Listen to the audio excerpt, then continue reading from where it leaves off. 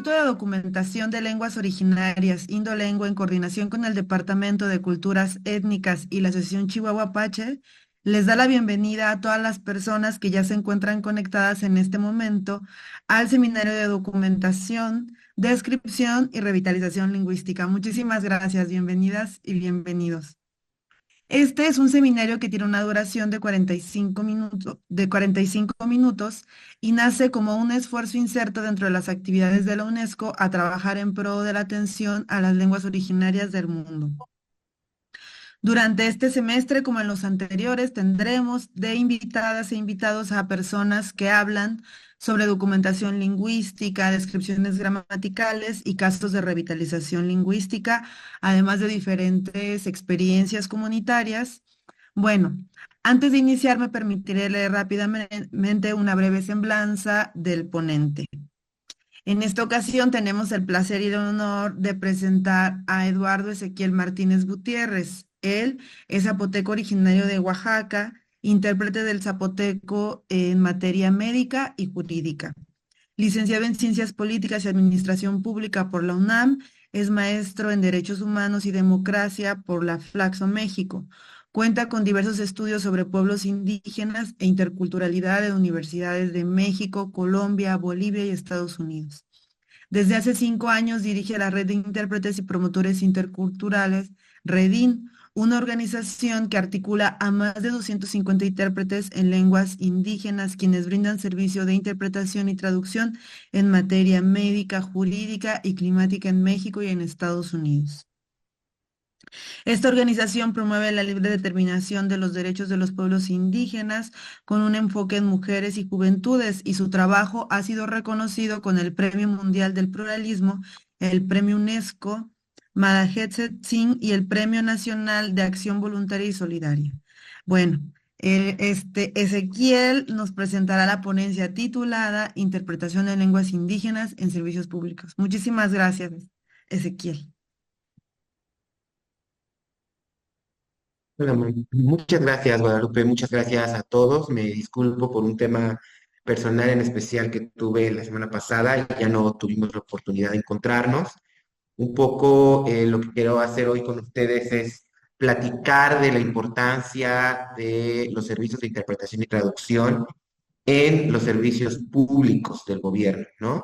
Antes, para empezar, les voy a compartir un video para que podamos reflexionar a partir de la situación que especialmente, en la situación, de la cuestión especialmente en la que trabajamos, ¿no? Hoy mi mamá se peleó con mi papá y él la corrió de la casa, pero mi mamá no se fue porque no tenemos a dónde ir.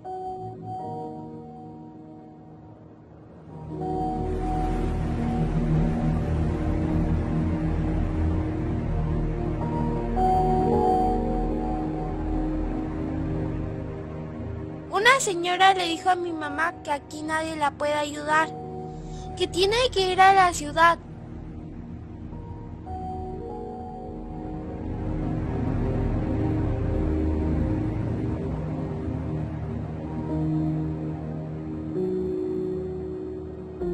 Ella tiene que tomar el carro muy temprano para ir para allá.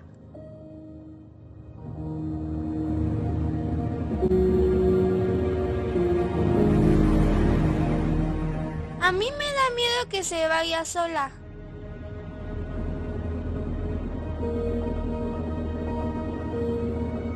¿Te imaginas estar en un lugar que no conoces, donde nadie te quiere ver?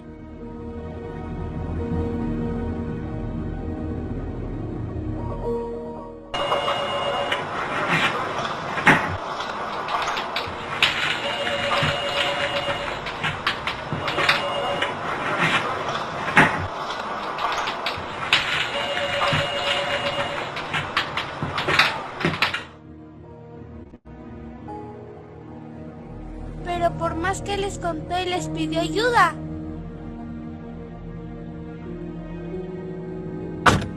No, señora, debe de traer en original y copia todos los documentos, si no, no se le puede brindar el servicio.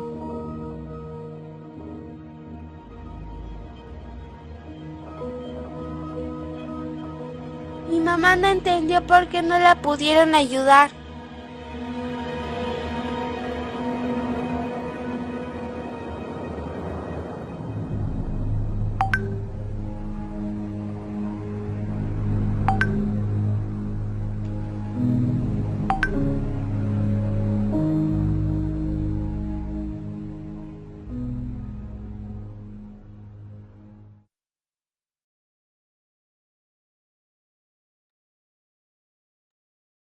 Ahora aprende. No te Listo, escucha. listo, Perdón, perdón. perdón. Justo un poco de lo que hacemos con este video es poder empezar a reflexionar la importancia de los servicios de interpretación y traducción en todas las instituciones gubernamentales, especialmente en los estados o en las zonas donde existe amplia cantidad de población indígena. En el caso de Oaxaca, un poco lo que explora este video es la ausencia de servicios de interpretación en el área jurídica, es decir, en las fiscalías, en los ministerios públicos, cuando las mujeres indígenas acuden a denunciar. Un poco lo que explora es no solamente la falta de intérpretes, porque dice, hay un momento en que lo que narra el video es que la persona no se pudo comunicar para saber qué era lo que estaba pasando, y segundo, todo lo que implica viajar a la ciudad para poder denunciar. Y tercero, la insensibilidad de los funcionarios públicos, tanto judiciales en el ámbito de justicia como médicos en el ámbito propiamente de hospitales y centros de salud. Entonces, un poco lo que nosotros o lo que quisiera explorar con ustedes es tener claro cómo funcionan los servicios de interpretación y cómo deberían funcionar en los servicios públicos y por qué son indispensables en estos procesos. Ahora sí voy a regresar a las diapositivas que tenía yo por aquí.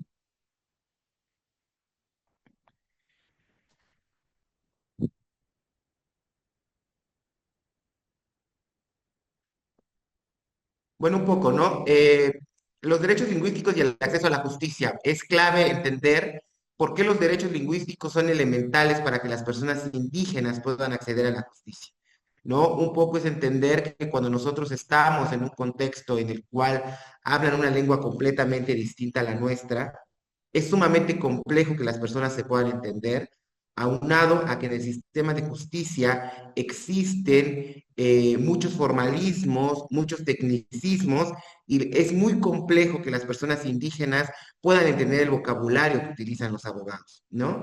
Ustedes saben que en México existen más, o según los registros, al menos 7 millones de personas que somos hablantes de una lengua indígena.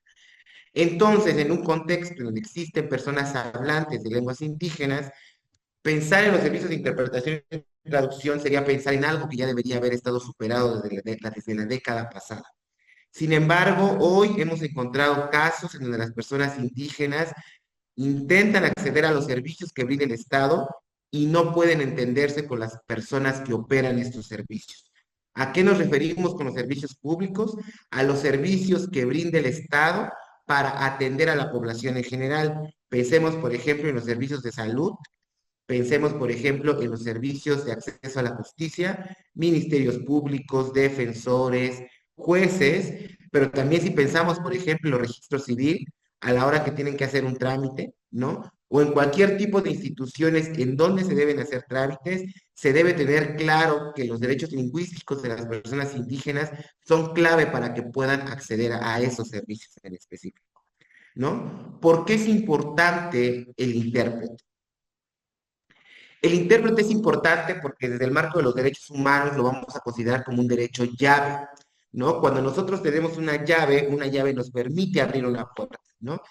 Entonces, el intérprete significa un derecho llave, porque sin el intérprete yo no puedo acceder como persona indígena a mis derechos y a los servicios que brinda el Estado. No puedo acceder a la salud, no puedo acceder a la justicia, términos de educación, no puedo hacer trámites, no puedo acceder a los programas sociales. El intérprete entonces es clave y se convierte justo en ese derecho llave, porque ese derecho me permite abrir o acceder a otros derechos y a otros servicios. Inclusive, por ejemplo, ahorita que están los programas sociales del gobierno federal, al momento que se hace la repartición de las tarjetas, la operación en los bancos bienestar, las personas, sobre todo, por ejemplo, esos apoyos que vienen dirigidos a adultos mayores, Es muy complejo que las personas puedan acceder a todo ese catálogo de servicios, que puedan acceder al Banco de Bienestar, si no existe un intérprete que pueda garantizarle el acceso.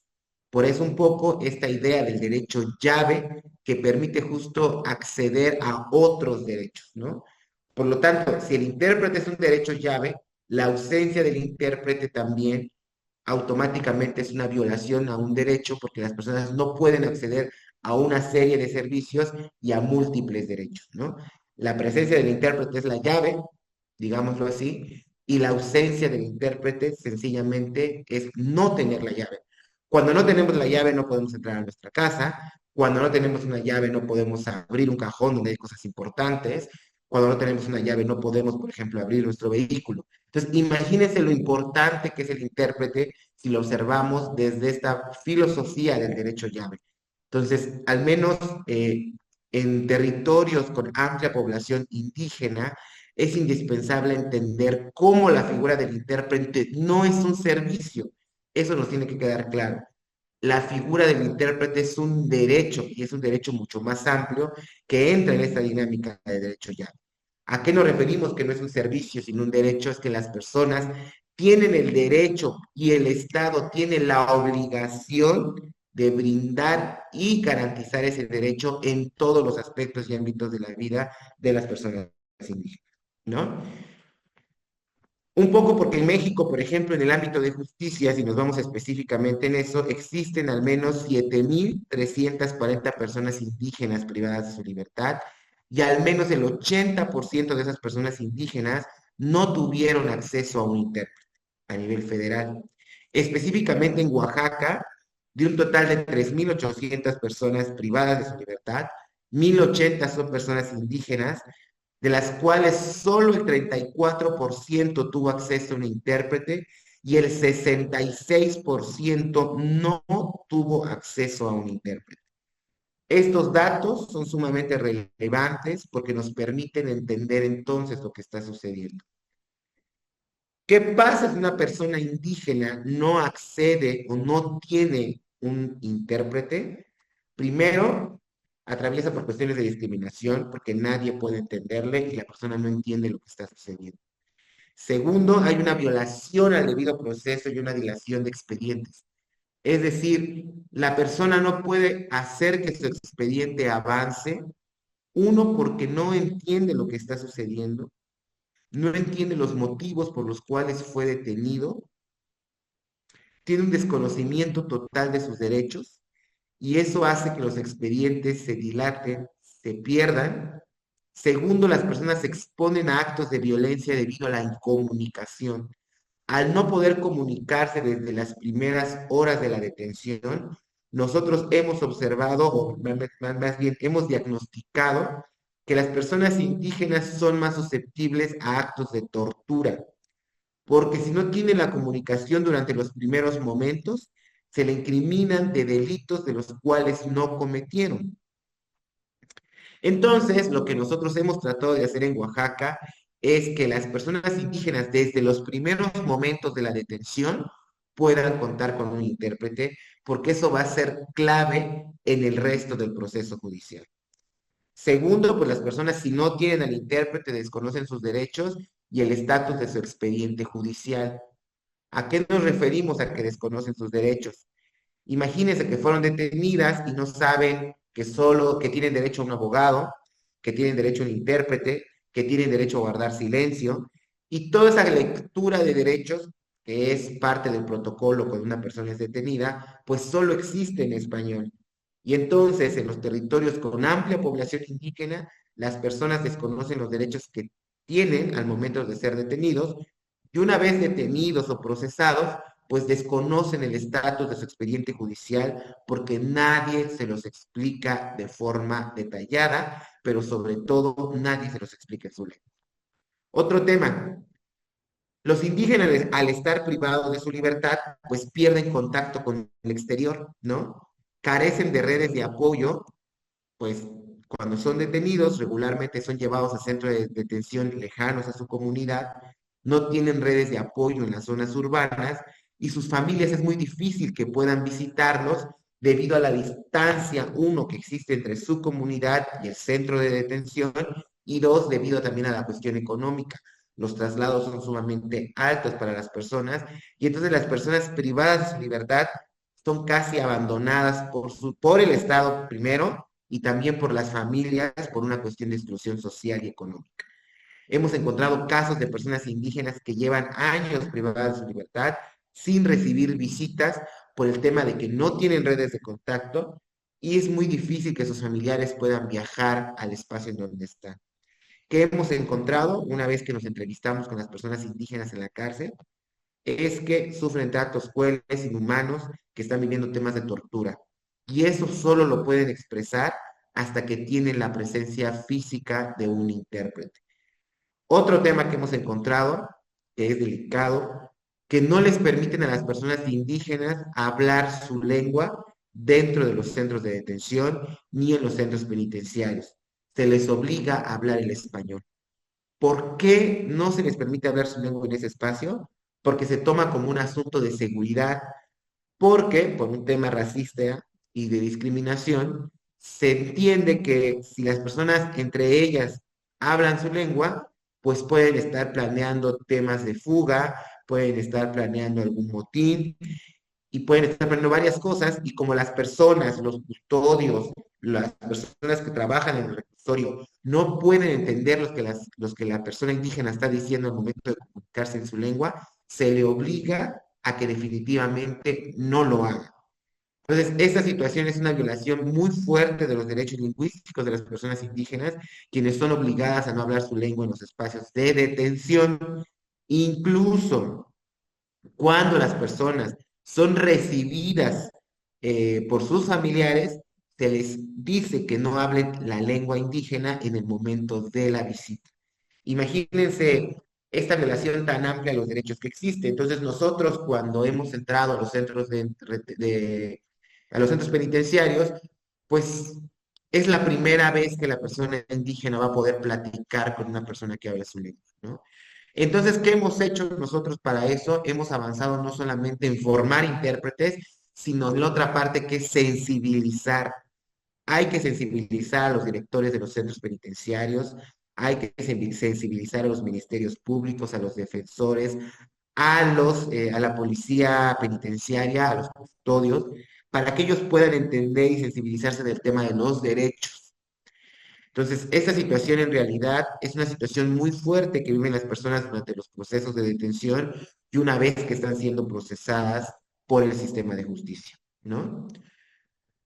Pues un poco, ¿no? Ya saben, este tema de los derechos lingüísticos, hago como un repaso muy rápido, que están protegidos en el ámbito internacional, tanto por el Pacto de Derechos Civiles y Políticos, como por la Declaración de Pueblos Indígenas sobre los derechos de personas pertenecientes a minorías nacionales, étnicas o religiosas, por el Convenio 169 de la Organización Internacional del Trabajo, por la Conferencia Mundial de Derechos Lingüísticos, conocida como la Declaración de Barcelona, donde se establecen los derechos lingüísticos como derechos individuales, pero también como derechos colectivos. Es decir, yo como persona tengo derecho a hablar mi lengua, pero mi lengua pertenece a una colectividad y es el derecho de una comunidad poder ejercerlo, ¿no?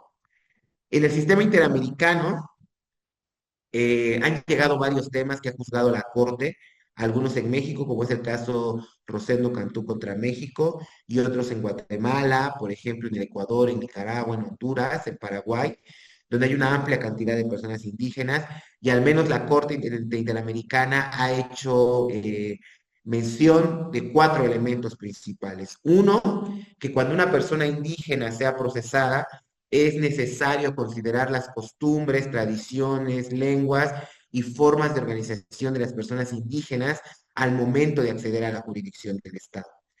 Nosotros hemos encontrado asuntos en donde no se consideran las costumbres y tradiciones de las personas al momento de ser detenidas. Un ejemplo, la persona es síndica municipal, es decir, es autoridad comunitaria en su municipio indígena que se rige por asamblea, en el caso, por ejemplo, de Oaxaca, ¿no? La asamblea, por temas propios, decide detener a una persona por temas de violencia familiar y la detiene más tiempo de lo que establece la ley. porque al menos así lo determina la Asamblea. En términos de derecho a la libre determinación y autonomía, pues las comunidades tienen el derecho de poder ejercer jurisdicción y determinar, por ejemplo, las horas de la detención, que las horas pueden exceder más de las 72 horas y más de las 36 como lo establece la ley.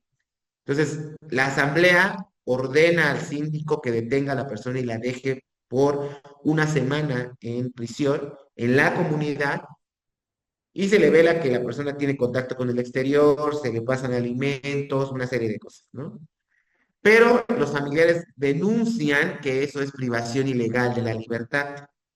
Y entonces se le abre una carpeta de investigación al síndico y el síndico atraviesa por un proceso judicial por privación ilegal de la libertad. Desde el punto de vista de la ciudad y de las leyes nacionales, es privación ilegal de la libertad.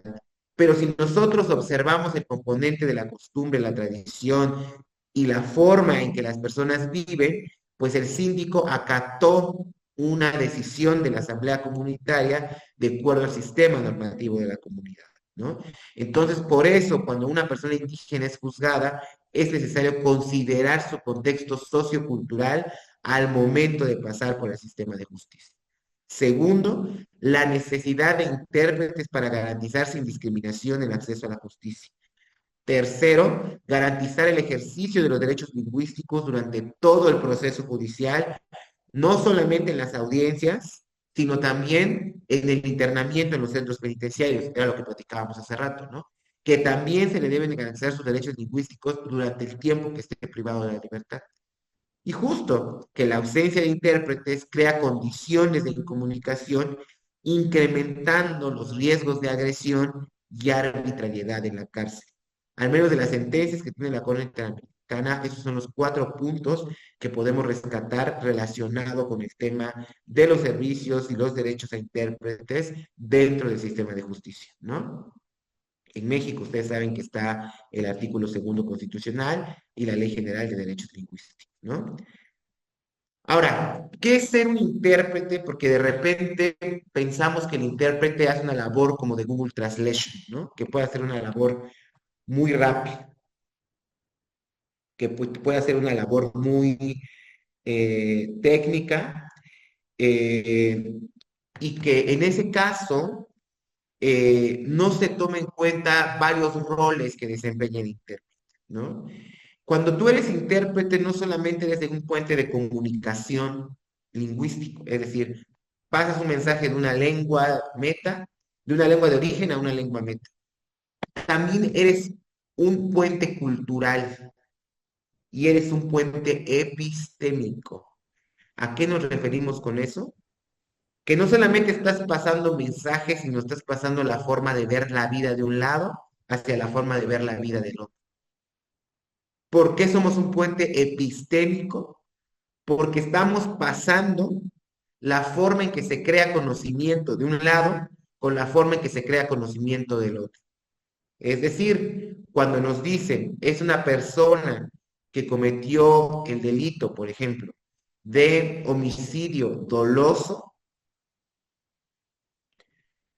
no solamente estás pasando una palabra, tienes que pasar una forma de pensar y tienes que pasar un concepto que antes de pasarlo, lo tienes que entender completamente y tienes que crear el marco cultural en tu mente para llevártelo al contexto de la persona y que la persona lo pueda entender.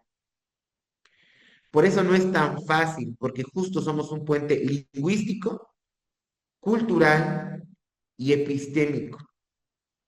Y ahora, nuestro rol dentro de una audiencia, al menos lo que hemos encontrado, es que el intérprete tiene 2 roles importantísimos. El rol técnico instrumental, que es literal hacer lo que le llaman la decodificación de un mensaje de una lengua a otra, y ese es un tema en donde se prepara mucho a los intérpretes de técnicas de interpretación y traducción. Pero más importante es el rol político que juega el intérprete de lenguas indígenas. ¿A qué nos referimos con el rol político? Es que el intérprete está en un espacio altamente racista, discriminatorio, colonial, ¿no? castellanizado, y entonces el intérprete está haciendo una labor política porque le toca hacer su labor en un espacio donde pasa el mensaje de una lengua privilegiada a una lengua históricamente en desventaja. No es lo mismo ser intérprete, por ejemplo, del inglés al francés, porque son dos lenguas con mucho poder político. A ser intérprete, por ejemplo, del español a la lengua indígena o del inglés a la lengua indígena. Porque hay una lengua que tiene mayor poder y una lengua que históricamente ha sido en desventaja, ninguneada. Entonces, ese rol político del intérprete, al menos nosotros en nuestros procesos de formación, se los explicamos demasiado a los intérpretes, porque ese rol político les va a permitir a ellos identificar actos de racismo, de discriminación y señalarlos. Pero les va a permitir a ellos entender su rol tan importante al momento de estar en esos espacios sumamente formales, ¿no? Y este rol político tiene que ver con que el intérprete conozca de derechos de pueblos indígenas, conozca de derechos humanos, conozca de cómo se mueve el sistema de justicia, identifique, sepa qué es el racismo y tenga habilidades para identificar actos de racismo y discriminación. Entonces, el rol político del intérprete es clave porque lo convierte, aparte de intérprete, en defensor de la persona que está acompañando. Ahora, es defensor de ella no en el sentido de la abogacía, ¿no? Porque para eso tiene una persona que es el defensor público o el defensor privado que está acompañando el proceso. Él se convierte en defensor como muchísimo más amplio y crea como una aura, digamos, alrededor de la persona que está atendiendo, a fin de que la persona no sea discriminada por su origen y por ser hablante de una lengua.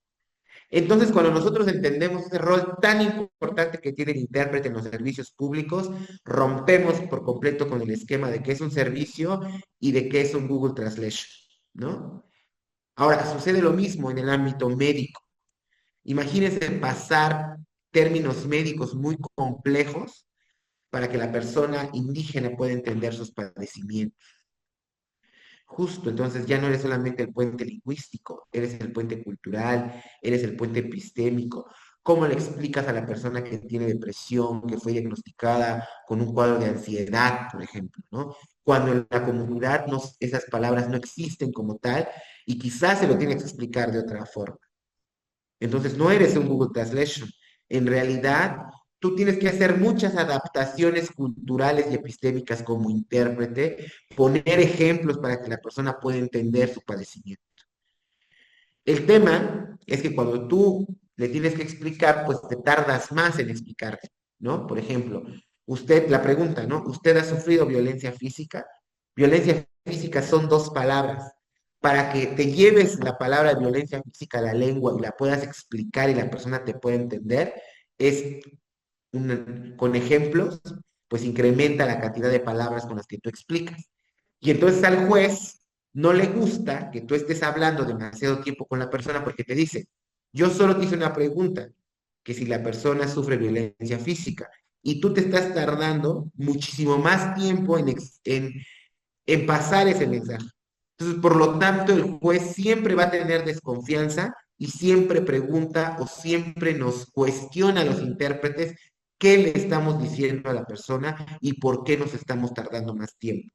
¿Por qué? Porque entran a un espacio que ellos no pueden controlar, que es justo cuando el intérprete habla con la persona en su lengua. Es un espacio que el juez no puede controlar y esa falta de control le crea demasiada sospecha. Entonces, es importantísimo que nosotros entendamos el rol que estamos desempeñando, para eso tenemos que estar formados técnicamente, pero también entender el rol político tan importante que estamos desempeñando en las instituciones.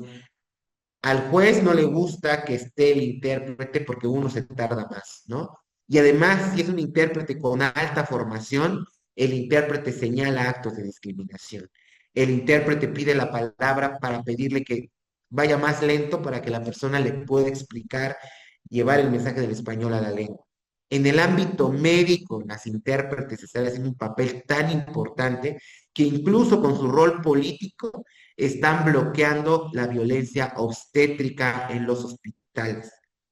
Y al médico, a la enfermera, no le gusta tener al intérprete porque el intérprete se convierte automáticamente en un observador de garantía de derechos. Cuando el intérprete, además de que sabe interpretar técnicamente, tiene conocimiento de derechos humanos, racismo, derechos de pueblos indígenas, se convierte en alguien capaz de bloquear actos de racismo y discriminación, de bloquear violencia obstétrica. Entonces, imagínense el rol tan importante que juega el intérprete. Es alguien que bien formado y bien capacitado tiene un rol elemental en las instituciones públicas, ¿no? Por lo tanto, existen múltiples visiones del papel que debe desempeñar el intérprete y justo en este espacio donde nos estamos peleando, ¿no? Porque cada quien tiene una visión completamente distinta del rol que debe desempeñar el intérprete. Por ejemplo, el intérprete, la visión del intérprete sabe que es un puente de comunicación, ¿no? Pero estamos formando intérpretes para que ellos sepan que no solamente son un puente de comunicación, sino son un puente epistémico. Pero estamos formando intérpretes para que sepan que son defensores de derechos lingüísticos en esos espacios. Pero de este lado, los operadores del sistema de justicia, a los jueces, a los abogados, no les gusta tener un intérprete con rol político. A ellos les gusta tener un intérprete técnico. A ellos les gusta tener un intérprete que solo pase el mensaje y que no hable. Un intérprete invisible, un intérprete que esté arrinconado ahí en la audiencia y que solo esté pasando los mensajes. A ellos no les gusta que el intérprete se meta, que el intérprete pregunte, que el intérprete hable de más con la persona. Quieren que el intérprete se centre exclusivamente a hacer su trabajo. Y por lo tanto, a la hora de formar intérpretes, ¿a quién le dicen que forman los intérpretes? A los operadores del sistema de justicia. Y entonces los operadores, con tal de que formar intérpretes que les sirvan a ellos, forman intérpretes con lenguajes muy técnicos, no les explican a los intérpretes cuál es su papel, porque ellos quieren un Google Translation literal en las audiencias. Y entonces el Estado actualmente, el INAL y todas las instituciones están formando intérpretes desde la visión de los operadores, desde la visión de los médicos, pero no desde la visión de los pueblos. Están formando un intérprete que le sirve al Estado, pero no un intérprete que le sirve a las comunidades, ¿no? Ahora, perdón, la visión del intérprete desde las personas que asistimos, para las víctimas, para los imputados, para las personas enfermas al centro de salud. Para ellos no solo somos un puente de comunicación, para ellos no somos un Google Translation, para ellos somos la persona con la cual se pueden desahogar, la persona que no solamente es el intérprete, sino es el acompañante de confianza, porque habla la lengua, la persona ante la cual yo le puedo contar todo lo que tengo, todo lo que me preocupa, y entonces el intérprete pasa a ser casi el psicólogo de la persona que está ahí asistiendo. Entonces, el rol del intérprete para la persona víctima imputado es incluso más grande que el rol que ve, por ejemplo, los operadores del sistema de justicia, el mismo rol que ve el intérprete. Ahora, para los integrantes de una comunidad, el rol del intérprete también tiene múltiples facetas. Entonces, un poco siempre estamos como peleando por qué rol del intérprete se impone, qué visión es la que se impone.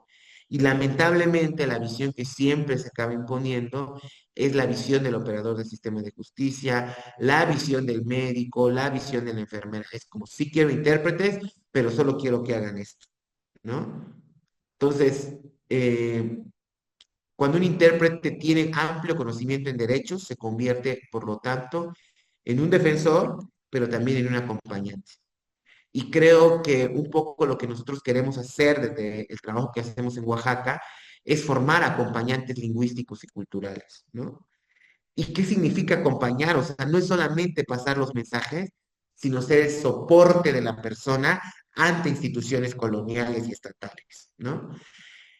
Ser el soporte de la persona cuando va al hospital, ser el soporte de la persona cuando va al centro de salud, ser el acompañante de la persona cuando va a denunciar. Y ser acompañante significa ser más allá de ser intérprete, ¿no? Entonces, tampoco jugamos el papel de abogados, eso lo tenemos claro.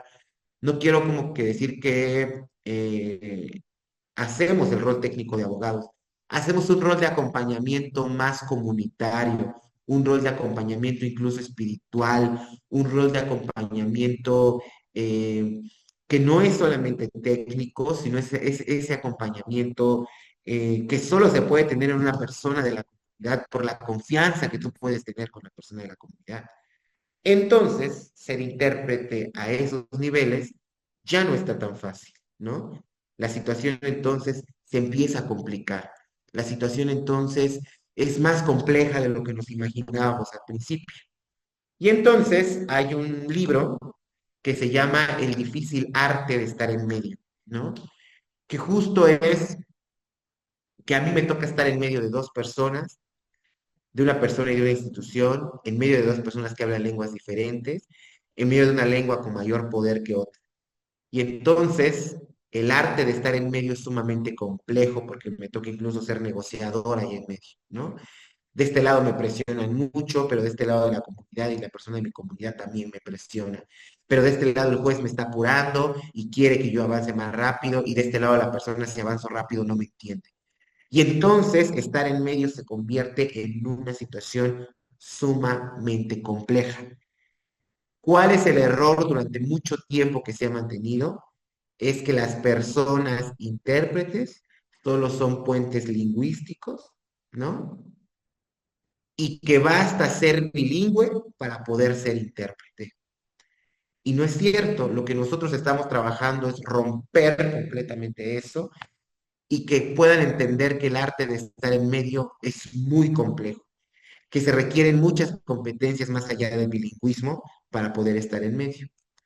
Ahora vamos a platicar un poco de las competencias que se requiere para poder estar en medio, ¿no? ¿Qué requiero yo para hacer mi labor de estar en medio de dos lenguas, de dos personas y de dos contextos? Y eso también lo hemos aprendido en el campo.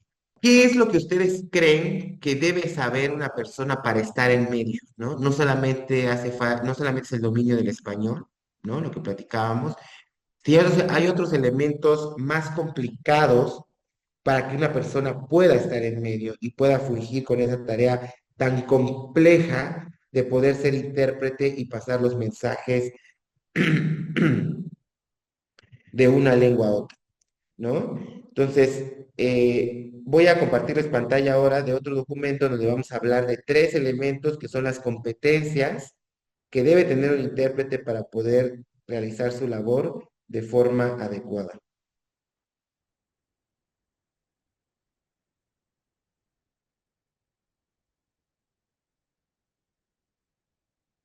Bueno, ¿qué necesito entonces para poder fungir como intérprete? ¿Qué conocimientos debo tener?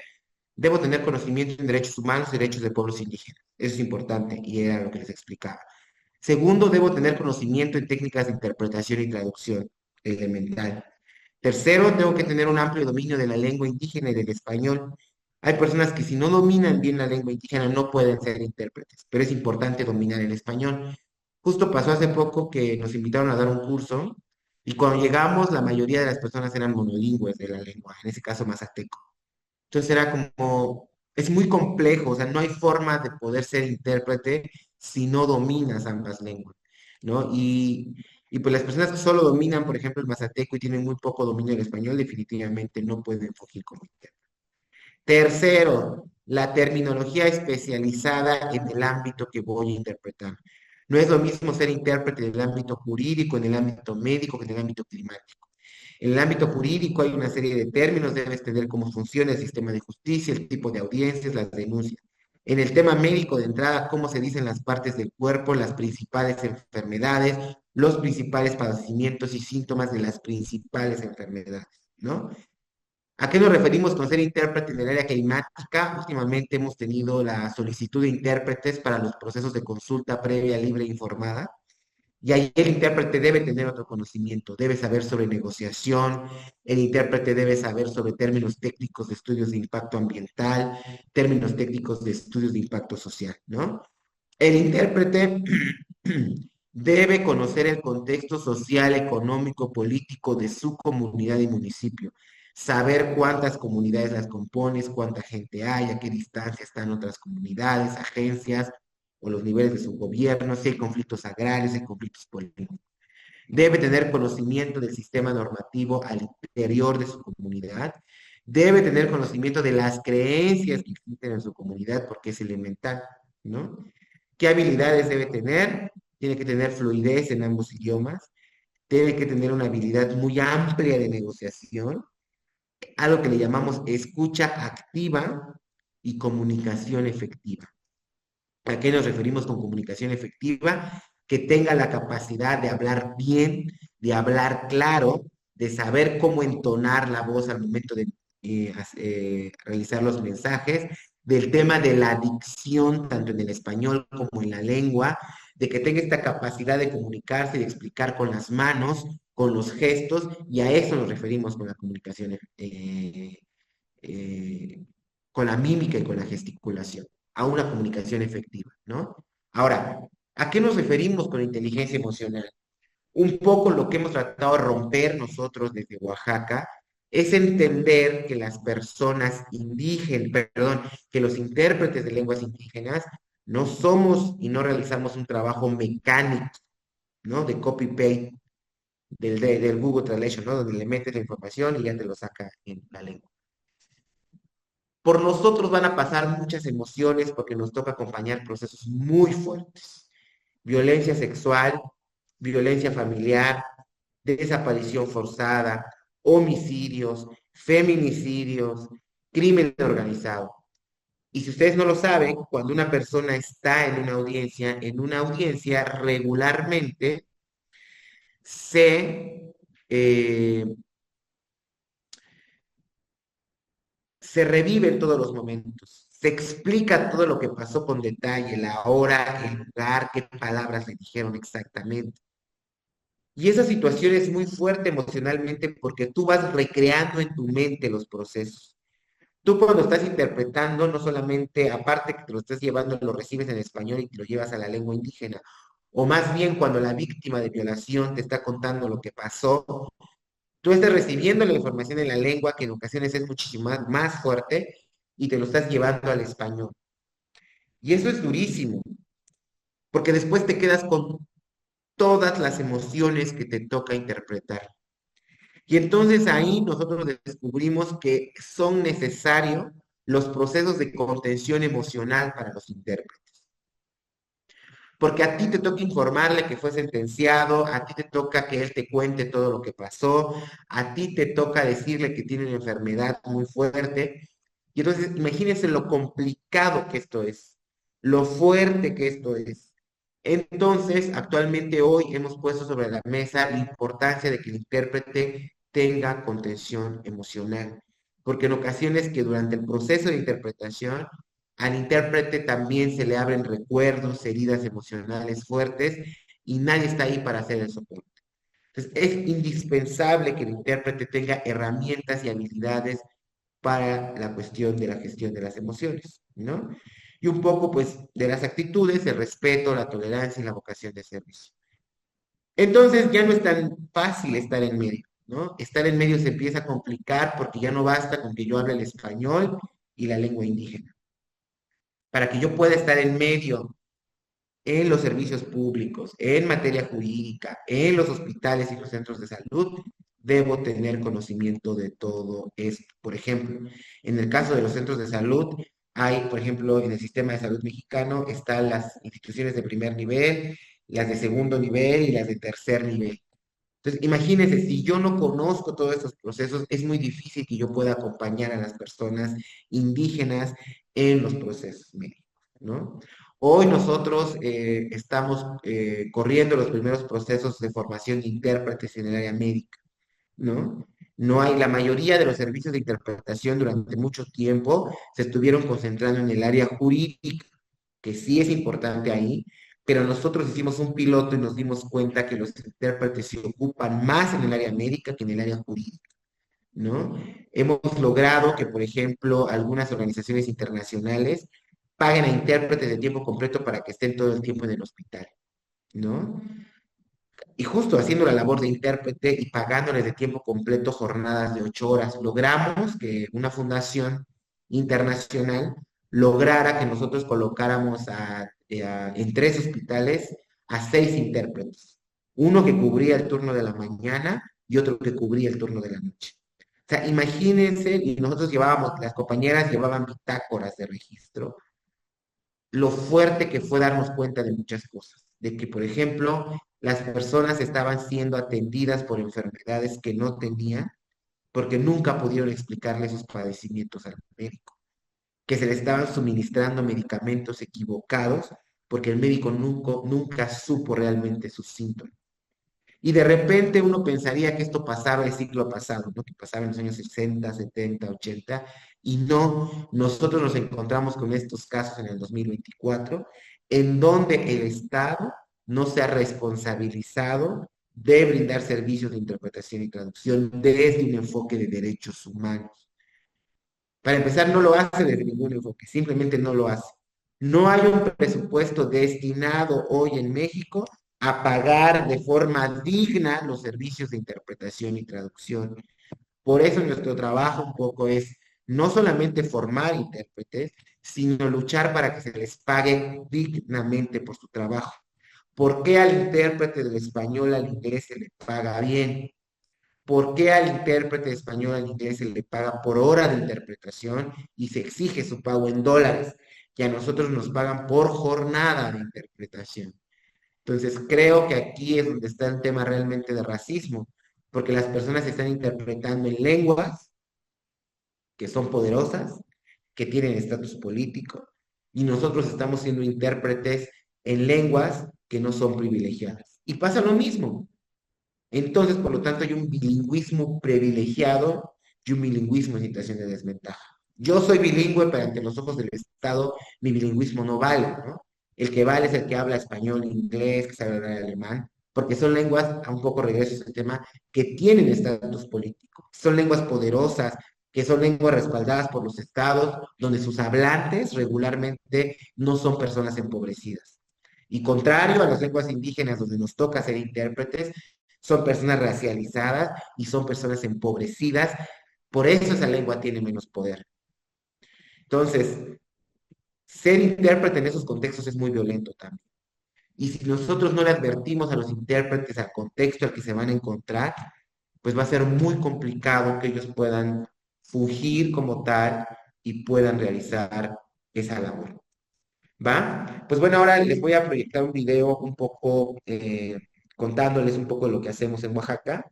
Creo que entender la figura tan importante que tiene el intérprete también es entender que te conviertes automáticamente en un negociador, ¿no?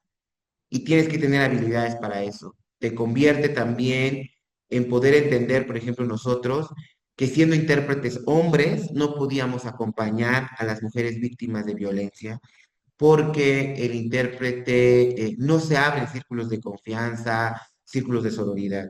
Entonces, ahí nosotros empezamos a entender otras dinámicas. En los hospitales, por ejemplo, por eso todas las compañeras que estuvieron en hospitales eran mujeres, por los temas tan complejos, sobre todo en las áreas de maternidad, ¿no?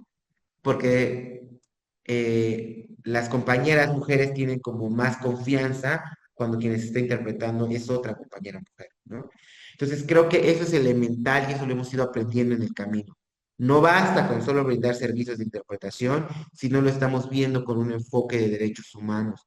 Y verlo con un enfoque de derechos humanos es formar intérpretes con un rol político, es entender que no porque eres hombre puedes brindar servicios a víctimas de violencia sexual, por ejemplo. Es necesario que este enfoque de derechos humanos, por ejemplo, entonces, que a las víctimas de violencia la acompañe una mujer intérprete. Pero si de por sí no hay intérpretes, es bien difícil en ocasiones. En algunas lenguas solo tenemos a un intérprete que es hombre y que ha sido profesionalizado.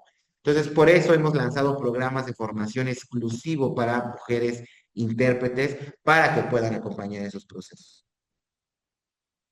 La Red de Intérpretes y Promotores Interculturales somos una organización que articulamos a más de 250 juventudes indígenas, quienes nos desempeñamos como intérpretes y traductores en el área médica, jurídica y climática, con alcance en México y en Estados Unidos. Promovemos la libre determinación y el derecho de los pueblos indígenas para hacer realidad la justicia social, económica, lingüística, climática y racial, con enfoque en mujeres y juventudes. ¿Cómo lo hacemos? A través de la investigación, documentación, sensibilización, profesionalización e incidencia. Brindamos oportunidades profesionales y laborales a juventudes indígenas universitarias al profesionalizarse y fungir como intérpretes en diversos procesos. En 6 años hemos profesionalizado a más de 250 juventudes universitarias como intérpretes. Hemos sensibilizado a más de 100 funcionarios públicos con enfoque intercultural y antirracista. Hemos formado a la primera generación de intérpretes indígenas en salud mental. Hemos acompañado a más de 1,200 personas indígenas como intérpretes en Oaxaca, México y Estados Unidos. Nuestros procesos de intervención e incidencia han sido reconocidos con el Premio Mundial de Pluralismo, el Premio UNESCO Madrid Jensen, el Premio VM por el Desarrollo Social y el Premio Nacional de Acción Voluntaria y Solidaria. Somos identidad, territorio y justicia.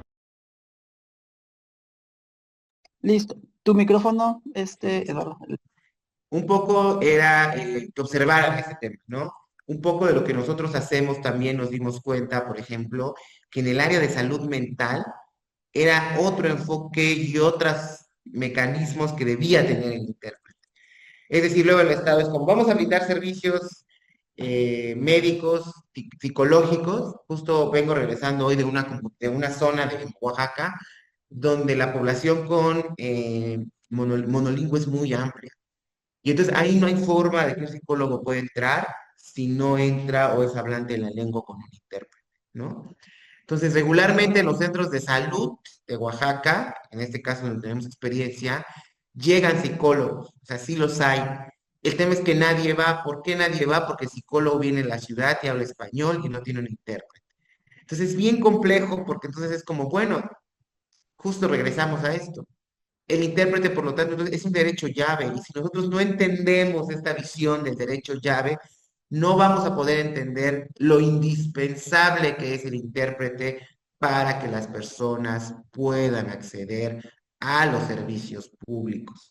No pueden acceder a los servicios de salud mental, o sea, imagínense, porque no hay intérprete, y no es posible que nadie vea eso, ¿no? Justo fuimos a una comunidad donde está la psicóloga en el centro de salud, y el 90% de las personas son monolingües.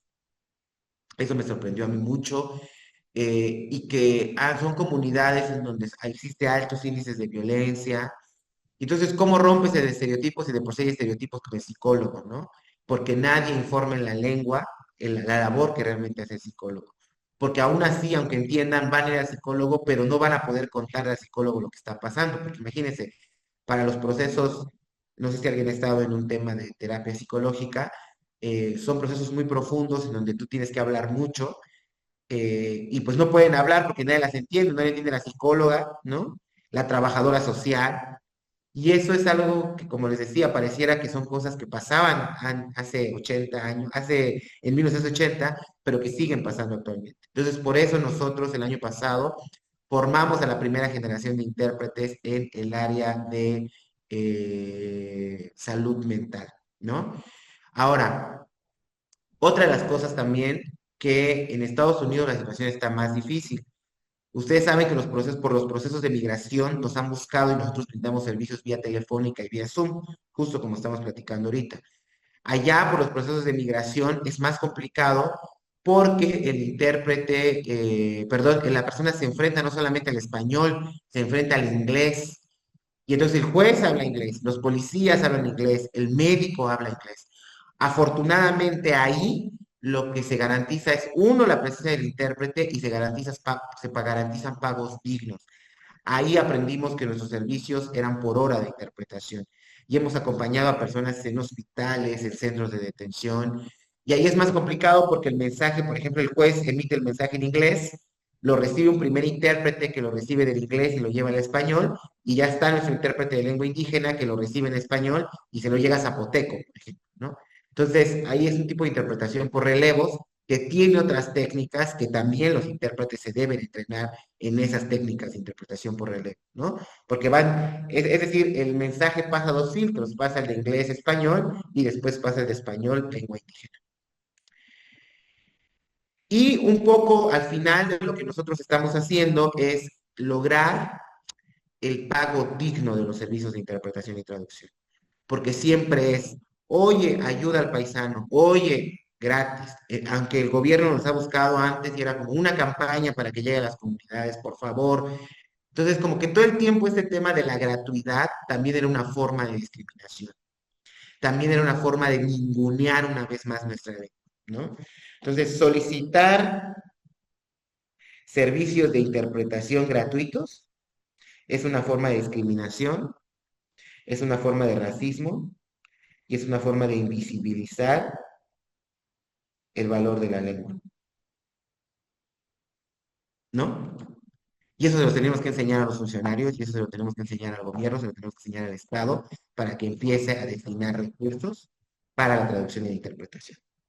Pues bueno, muchas gracias. Un poco quería compartirles esta visión técnica que hacemos, ¿no? De cómo brindamos los servicios, pero también la visión filosófica, por decirlo así, o la visión teórica, crítica, política que soporta esta visión de interpretación.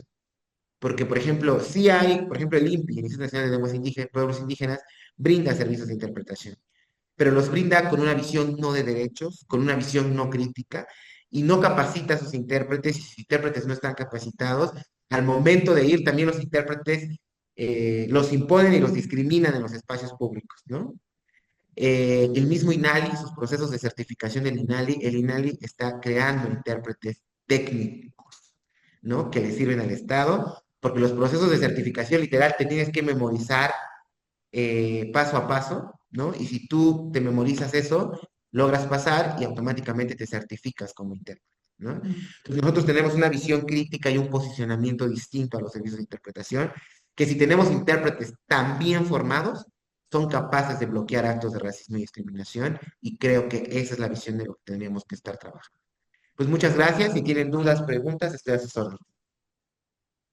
Muchísimas gracias, muy interesante. Yo creo que todas y todos los que estamos conectados sabemos el gran elefante en la habitación, que es la formación de intérpretes. Esa es una realidad muy compleja, que si bien cada geografía tendrá sus particularidades, o sea, yo creo que existen muchísimos retos, dificultades, agujeros negros en los que hay una recurrencia, ¿no? En las diferentes lenguas sobre, pues, la accesibilidad, ¿no? Pero también todo lo que sucede en cuanto a la invisibilización muchas veces del trabajo que realizan las y los compañeros, porque no solamente es la traducción, ¿no? Sino también entran al acompañamiento, al dar sostén, ¿no? O sea, hay muchísimas complejidades que involucran, ¿no? Entonces, bueno, va a haber un espacio para la discusión, para la reflexión. No sé si alguien tuviera alguna pregunta, algún comentario, y nada más les recuerdo, por favor, que ingresen al link para registrarse. Si alguien tiene alguna duda o algún comentario, podría ir abriendo su micrófono. Me parece que Eliseo había levantado la mano, ¿verdad? Buenos días. Adelante. Les saluda desde Tabasco, Eliseo.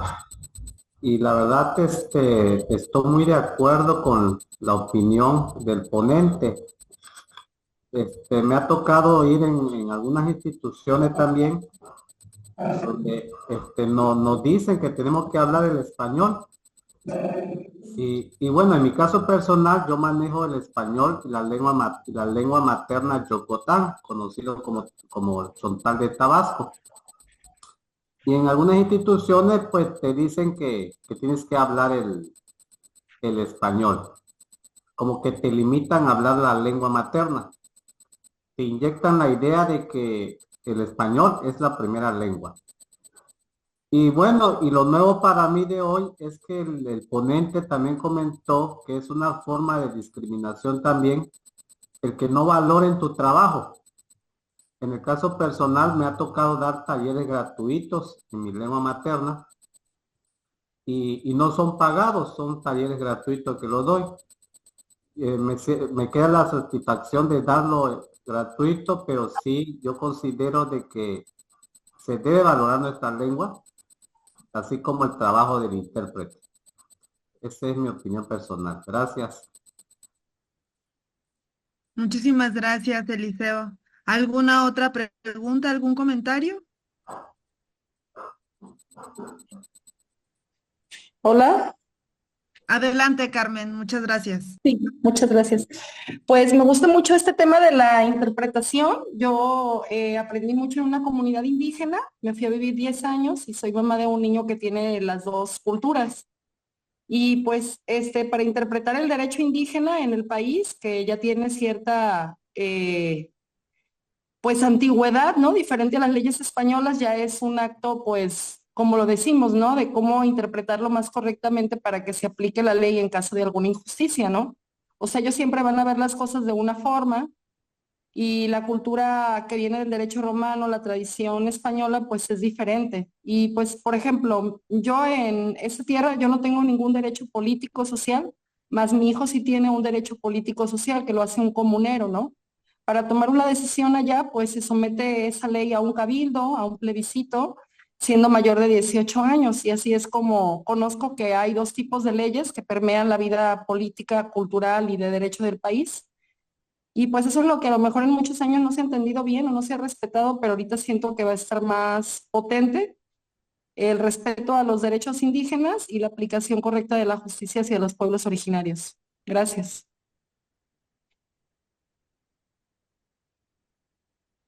Muchas gracias, Carmen. ¿Algún otro comentario, alguna duda para nuestro ponente? De no ser así, yo sí tengo una pregunta. Por ejemplo, para todas las personas que ¿cómo se podrían contactar con ustedes? ¿Cómo pueden tener acceso a sus cursos? ¿Cómo pueden vincularse con su trabajo de la Redin? Sí, claro. Bueno, nos pueden encontrar en todas las redes sociales como @red de intérpretes y desde ahí pueden conocer no solamente lo que hacemos, sino justo vincularse. Nosotros tenemos procesos de formación anuales y este año vamos a formar a la 7ª generación de intérpretes, ¿no? Tenemos dos procesos, un proceso presencial y un proceso en línea, y justo estamos este año buscando llegar a otros espacios, ¿no? Y creo que justo esos espacios son como esas redes, ¿no? Que nos permitan llegar a otros espacios. Estamos planeando con el maestro Adrián, por ejemplo, justo hacer estos procesos de formación con esa visión crítica en Chihuahua. Vamos a trabajar en Baja California, hemos trabajado en Michoacán y en Chiapas, ¿no?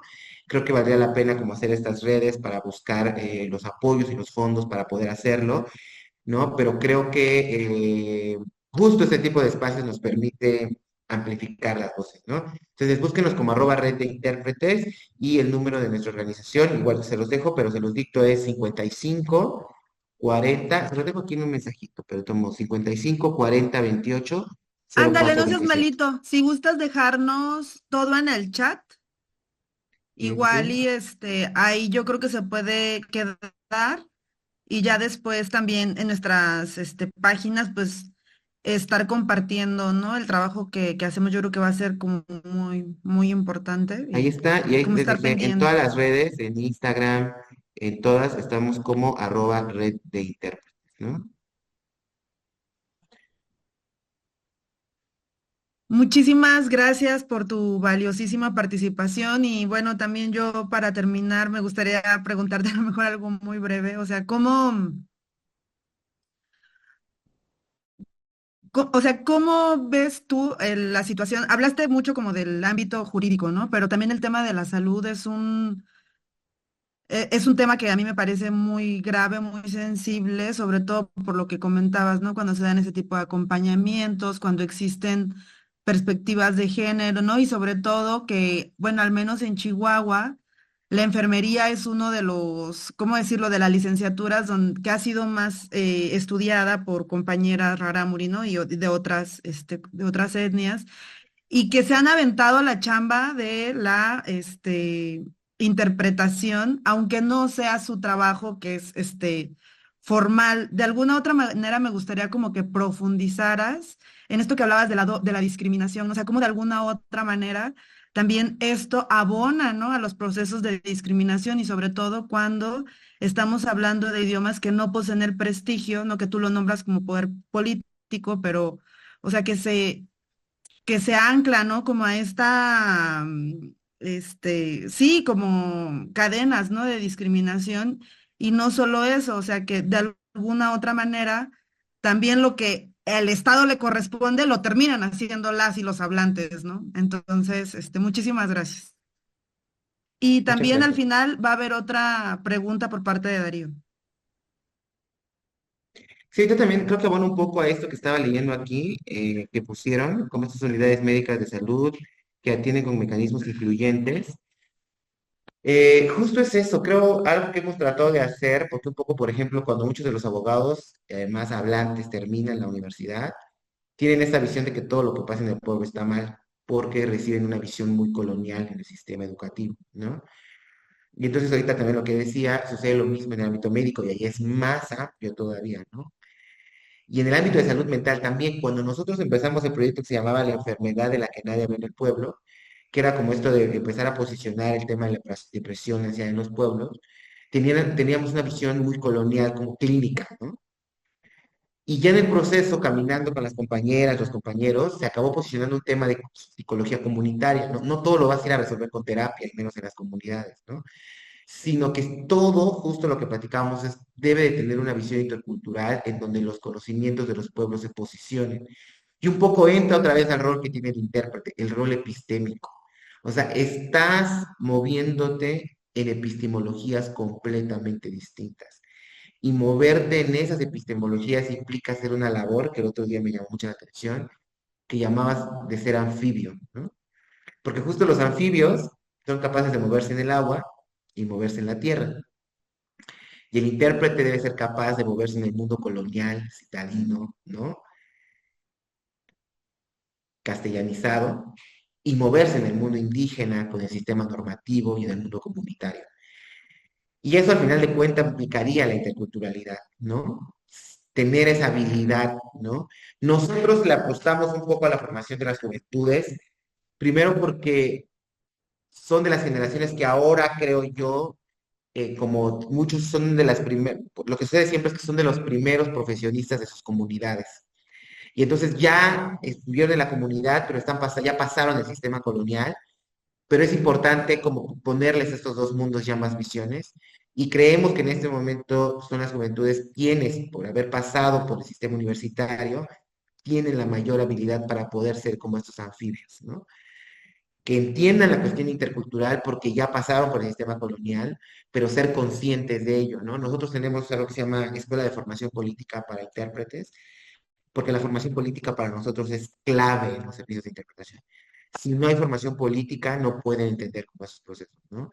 Y entonces hemos tratado de colocar ese tema y nos ha ido afortunadamente bien. O sea, tenemos intérpretes demasiado eh, que juegan este rol visible, ¿no? Porque siempre quieren como que el intérprete sea visible, lo arrinconan en una silla y ahí está, ¿no?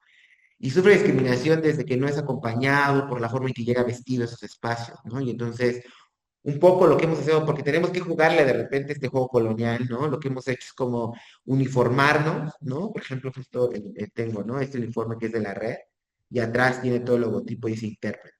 ¿Por qué? Porque cuando te llegan así, ven que estás respaldado por una institución, ¿no? Y entonces al momento de que nosotros exigir los pagos es como sí, pero siempre y cuando se garantice el pago digno de los intérpretes, ¿no? Entonces por eso hoy creemos que al menos el trabajo que estamos haciendo un poco lo estamos trabajando con universitarios hablantes de lenguas indígenas, también con jóvenes porque creemos que somos el eslabón en este momento. Cargamos, creo yo, una cuestión muy fuerte porque somos eslabón clave. Si ese eslabón se rompe, somos el eslabón entre la generación de nuestros abuelos, nuestros padres y de las niñeces. Si esta generación se rompe, no hay continuidad histórica, ¿no? Entonces, por eso como que nos enfocamos, porque creemos que en este momento las juventudes son claves por ese eslabón que está, ¿no? Uno, porque también son los que más susceptibles están perdiendo la lengua, porque justo, ¿no? Venimos de nuestros padres que no nos la quisieron enseñar por un tema de discriminación y racismo, y un poco creemos que estamos a tiempo de revertir, pero con formación política, o sea, que entendamos por qué las lenguas, a pesar de que nos dicen, no, es que ya no se ocupan, aprende mejor inglés, es más un posicionamiento político el tema de ser hablante ya actualmente, ¿no? Entonces, le apostamos mucho a eso y a poder formar intérpretes anfibios, ¿no? Muchas Muchísimas gracias. gracias, muy interesante y sobre todo, híjole, yo creo que podríamos estar aquí 20 horas hablando y sobre todo ahora que se detonó esto. Yo no sabía, no manejo redes, pero esta discusión, ¿no? De que dijeron que iban a enseñar náhuatl, ¿no? Y todo el debate que se abrió y platicábamos los colegas y las colegas sobre cómo creemos que hay muchos estigmas en cuanto a las lenguas indígenas que ya se superaron, ¿no? Que estamos en un mejor momento y sales de tu burbuja y te das cuenta que todavía existe un racismo, una discriminación, pero ni siquiera cubierta, o sea, es que se manifiesta, ¿no? Y que todavía existe esta relación entre retroceso y comunidades indígenas, ¿no? Entonces, muchísimas gracias, Darío. Yo creo, ¿podrías abrir si quieres tu micrófono y tu cámara, por favor? Hola, muchas gracias, muy buenas tardes. Darío Espinosa, los saludo desde aquí de los Altos de Chiapas. La verdad, pues primeramente felicitar al ponente, estuvo muy interesante la plática, sobre todo en esto referente a las lenguas originarias. Por un poco de mi actividad referente a esta materia, pues por varios años he estado trabajando como traductor e intérprete. 3 años en el hospital pública de aquí de San Cristóbal. Una de ellas, el proceso, el año pasado impulsamos justamente una reforma o al tema de acceso a la salud, sobre todo contar traductores e intérpretes en los espacios públicos. Hicimos justamente el año pasado una iniciativa de ley que fue presentada en el Congreso del Estado, mismo que se hizo lectura, y a la fecha justamente se vino la transición de autoridades. Ahorita estamos en eso todavía, y ahora escuchar con esto, con el de que ustedes forman parte de red de intérpretes, que la mera verdad, que ahorita voy a investigar, a investigar un poco para poder ver si en algún momento podemos como trabajar de manera conjunta, mismo me interesa mucho sobre el tema de contar con traductores e intérpretes en sector salud. Fuimos nosotros acá en el estado de Chiapas pioneros sobre el tema. Al inicio pues no contábamos justamente lo que decía el ponente, que por varios años se ha trabajado, se ha contado con traductores e intérpretes en área jurídica, pero en área de salud no se tiene casi nada. Y justamente en terminologías fuimos trabajando poco a poco, pues en eso seguimos trabajando. Hay un poco que igual a la vez, sería una pregunta al ponente. No sé si ahí la lengua que habla él pasa lo mismo como nosotros acá en Chiapas sobre las lenguas originarias, que tenemos variaciones dialectales, que es un reto que también como traductores e intérpretes nos estamos encontrando con eso, que suele pasar que a veces en la misma lengua el hecho de decir una palabra y en otra variante puede ser algo grosero, con un significado diferente para quien le estamos prestando el servicio. Entonces, eso también nos hemos puesto a trabajar, hemos estado trabajando, formando mucho sobre el tema de las variaciones dialectales que como traductor e intérprete, pues consideramos que es muy importante saber y conocer más bien de nuestras comunidades. Pues agradecerles, muchas gracias, pues esperamos que este diplomado se siga repitiendo y podamos nutrirnos con más temas sobre el tema de como intérprete. Muchas gracias. Muchísimas gracias, Darío, por tu participación. No sé si quiera tomar la palabra nuestro ponente. Sí, agradezco mucho justo un poco lo que decías al final. Por eso es importante lo que les decía, que dentro el intérprete debe saber el contexto en el que está interpretando y debe saber, por ejemplo, justo que en algunas comunidades ciertas palabras adquieren un rol o un significado distinto. Y eso solo lo vamos a entender si nosotros tenemos el contexto de la comunidad. Por ejemplo, nos ha pasado que hay muchos intérpretes que hablan la lengua, pero tienen mucho tiempo viviendo en la ciudad. Y entonces también es complejo porque a veces que pierden conexión con el territorio. Y un poco también lo que hemos logrado hacer es que reconectar a los intérpretes con su territorio, ¿no? Reconectar a los jóvenes indígenas que fungen como intérpretes con su territorio y con su lengua. Entonces, eso es elemental, el tema de reconectar con el territorio, conocer el territorio, ¿no? Y dos, o sea, de repente creo que este tema de los temas de profesionalización, pues los hemos hecho la chamba en sociedad civil, ¿no? Un poco en Chiapas conocemos nosotros ese modelo, ¿no? Que intenta, más bien ese modelo que trabajaron, es uno de los estados que más está avanzado en ese modelo. Y el otro día platicábamos, ¿no? Cuando nos buscan las instituciones, es como hay que formar intérpretes, y es como nosotros ya los formamos, ya les hicimos la chamba. Ustedes enfóquense ahora en buscar quién les va a pagar dignamente, ¿no? Entonces, sí, pero sí tenemos conocimiento del proceso que tienen Chiapas y ojalá podamos enlazarnos. Ahí dejé el número de contacto, que es mi número, para que podamos hacer algo con ustedes y poder compartir experiencias, ¿no? En el ámbito climático, por ejemplo, eso nosotros descubriendo nosotros, que también es bien complejo, ¿no? No es lo mismo ser intérprete ante un médico que ser intérprete ante una asamblea e informarle a toda la gente sobre un proceso. Y entonces hemos encontrado donde las empresas quieren negociar con el intérprete para como que no cuente como toda la información, ¿no? Entonces el intérprete ahí es un proceso clave. Y ahí y la comunidad de ocasiones como sí quieren al intérprete, pero además quieren quien les ayude a negociar, ¿no? Y entonces la lengua se convierte en un elemento del intérprete, puede platicar con las personas, los demás no entienden y pueden entrar a procesos de negociación, sobre todo en los procesos donde se establecen empresas o se establecen megaproyectos en comunidades. No sé si hay otra pregunta. No sé si tengamos alguna otra pregunta. También Yo, recuerden que pueden dejar sus comentarios y preguntas en el chat, pero por ahí alguien abrió su teléfono, su el micro. micro. Adelante, Carmen. Hablando de interpretación, no encuentro dónde se levanta la mano porque está en inglés. Entonces ya, era eso. Yo estaba buscando dónde poner la manita. Sí se escucha, ¿verdad? Sí. Sí. Bueno, pues, o sea, eso de anfibios creo que es poco, ¿no? Porque hay que saber un montón del campo, o sea, si es de leyes o de medicina, saber muy bien la lengua, dos lenguas o las que sea. Y yo participé en la elaboración de un manual en Yucatán de rutas de acceso a la justicia para niñas con discapacidad. Y nos fue muy difícil hacerlo.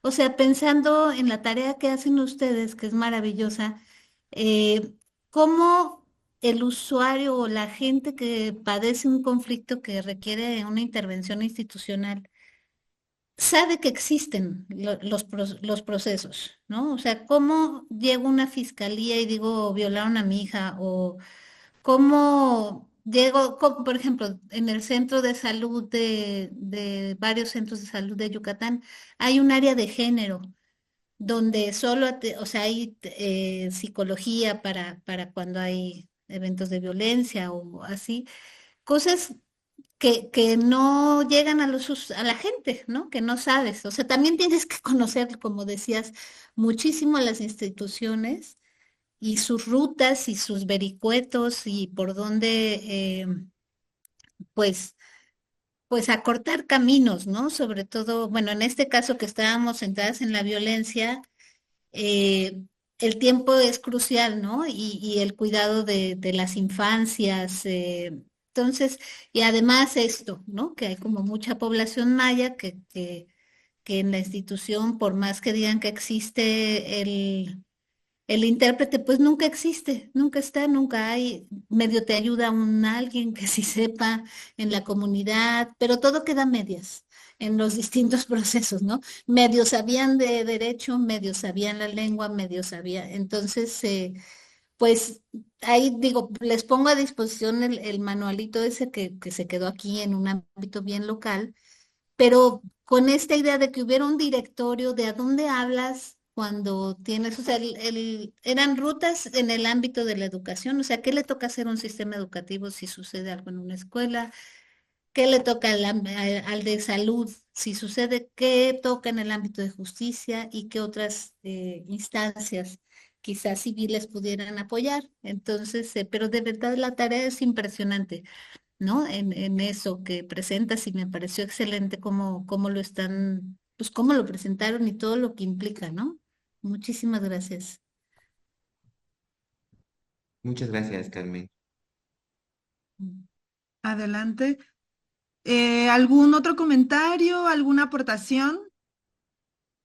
De no ser así, queremos agradecer. Yo creo que es un tema de muchísima relevancia y una de las cosas que a mí me sorprende es que si bien el Estado posee una responsabilidad para que se ejerzan y se cumplan los derechos, siempre de alguna u otra manera son las comunidades que tienen el conocimiento, que poseen la experiencia, que abren la pauta, ¿no? Para que se hagan todas estas gestiones y todas este tipo de formaciones que sean más acordes a las necesidades y a las realidades que se enfrentan, ¿no? Entonces, no dudemos en ponernos en contacto con los compañeros. Muchísimas gracias a el maestro Eduardo y un abrazo para todas y para todos y seguimos en contacto. Muchísimas gracias.